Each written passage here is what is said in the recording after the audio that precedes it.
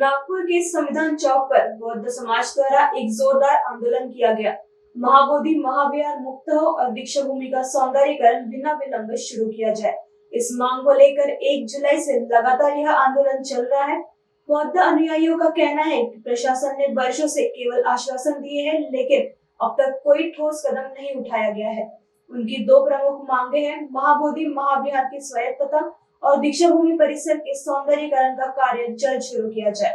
संविधान चौक पर जुटे सैकड़ों लोगों ने शांतिपूर्वक तरीके से अपनी आवाज बुलंद की और चेतावनी दी कि अगर मांगे नहीं मानी गई तो आंदोलन और तेज किया जाएगा। ये है बौद्ध ज्ञान है जो लामा ने हमको बुलाए थे। तो यहाँ नागपुर से बौद्ध ज्ञान हम लोग भारतीय बौद्ध महासभा की नागपुर की नगर के नाते मैं 25 लेडीज को लेके गई हूँ। महिलाओं की तरफ से सरकार को क्या चेतावनी देना चाहिए?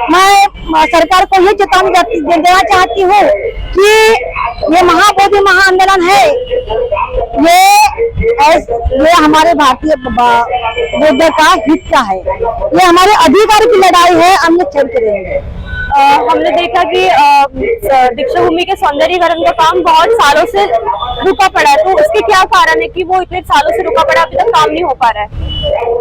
महाबोधि महाविहार का आंदोलन, जो दीक्षा भूमि का जो आंदोलन है, तो उस समय में जो कई समिति के लोग हैं, उन्होंने सौंदर्यीकरण के लिए गड्ढे वड्ढे सब चीज चालू कर दिए थे। लोगों का ध्यान नहीं मिलने के बाद में कुछ दिन के बाद उनका नजर गया, तो भारतीय बौद्ध महासभा के लोग और समता सैनिक दल और वंचित आघाड़ी ने इन्होंने हमने लोगों ने आंदोलन किया।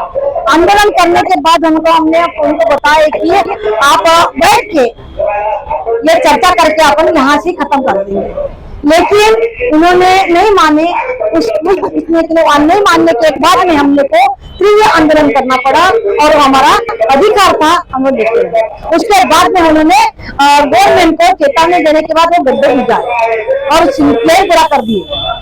आप इतने दिनों से 1 महीने से आप यहाँ पे आंदोलन कर रहे हैं, अगर आपकी मांगे पूरी नहीं होती है तो आपका आगे का क्या प्लान है? आप क्या करने वाले आगे? किसके पास जाने वाले? सुप्रीम ये महाबोधि महान आंदोलन हम लोग शांतिपूर्वक कर रहे कि बुद्ध के अनुयायी है, हमने को बताया है कि शांतिवादी से आंदोलन करो।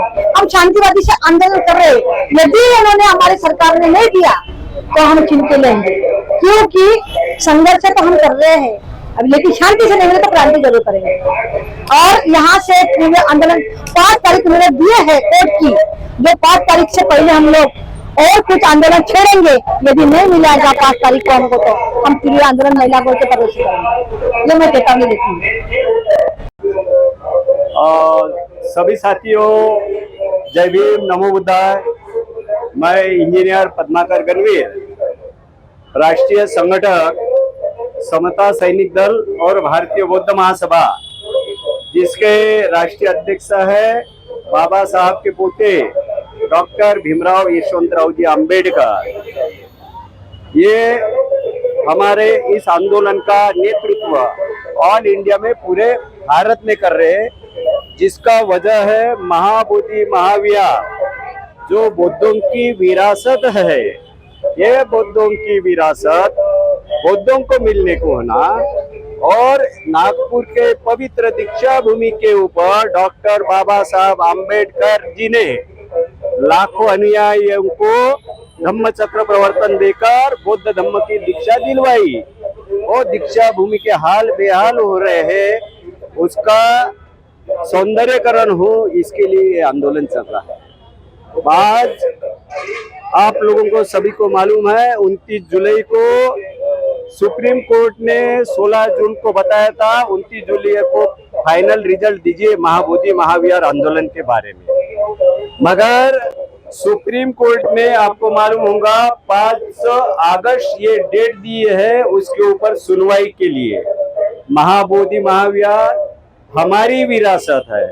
हमारे पुरखों ने, जो महान सम्राट अशोक जी, उन्होंने बोध गया का महाबोधि महाविहार, उसके साथ साथ पूरे भारतवर्ष में और पूरे आशिया में और 7 समंदर पार 84,000 स्तूप, लेनी, विहार निर्माण कर रखे हैं, जिसके ऊपर आज पूरा पंडे लोगों का कब्जा है, गैर बौद्धों का कब्जा है।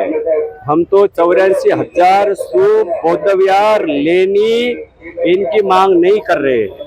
जो जगत के बौद्धों का अस्मिता का और श्रद्धा का स्थान है महाबोधि महाविहार, जहाँ तथागत गौतम बुद्ध को ज्ञान प्राप्त हुआ, ऐसा जो बौद्ध विहार 2200 साल पहले सम्राट अशोक जी ने निर्माण कर रखा है, उसके ऊपर पंडे लोगों ने कब्जा करके वहां बौद्ध की विचारधारा मिटाने का कार्य वो कर रहे हैं।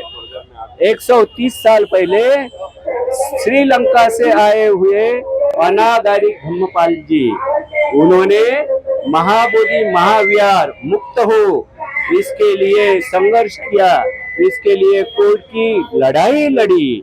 मगर उस समय का जो शासन प्रशासन था, उस समय अंग्रेज का जमाना था। अंग्रेज के जमाने में वो तो हमको न्याय नहीं मिल सका। मगर उसके बाद जब पंडित जवाहरलाल नेहरू जी इस देश के पंत प्रधान बने, महात्मा गांधी जी कांग्रेस के लीडर थे, उन्होंने बौद्ध लोगों को ये बताया कि बौद्ध का ये मंदिर है, यह बौद्धों को हम सौंपेंगे। और उन्होंने 1949 में जब भारत का संविधान लागू नहीं हुआ था, भारत का संविधान 26 जनवरी 1950 को लागू हुआ, उसके पहले ही बुद्धिस्ट टेम्पल एक्ट